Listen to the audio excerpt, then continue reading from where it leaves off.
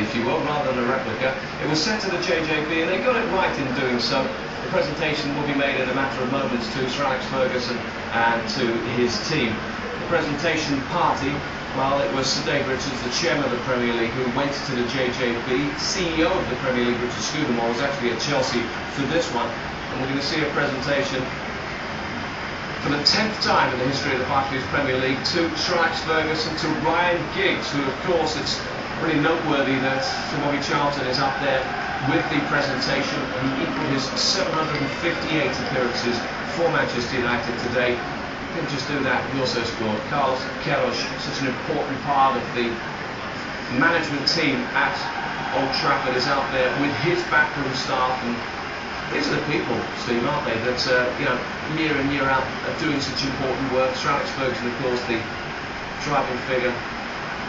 Well, I'll tell you what, Steve, hold your thoughts on this. Let's go through this, shall we, with Martin. Let's get back to the Sky Sports coverage of Martin Tyler.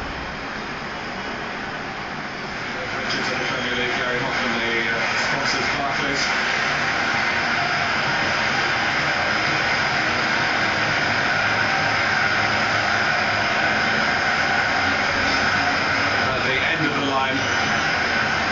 Who's captained the side more often than not this season. Gary Neville hasn't kicked a ball, of course, in the Premier League campaign.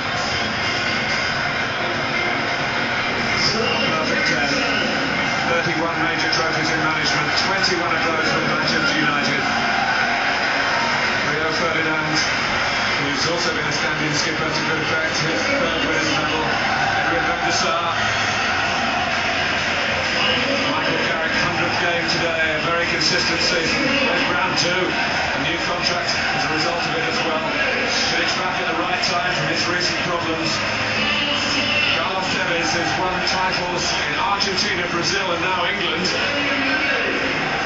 Wayne Rooney made it as well from his injury. Darren Fletcher, another well trusted by the manager for the big games, if not today. John O'Shea, Patrice Evra, Jason Park, and for Paul Scholes, an 8th winners medal and ready to go for a Champions League finale. Owen Hargreaves, the first timer, like Tevez, like Nani, Cristiano Ronaldo. Simply superb. Anderson also settled in well his first season. Number 10 for number 11. It's taken them until the last day of the season, but Manchester United have done it again. No replica of this, a real trophy here today. The genuine article has won it.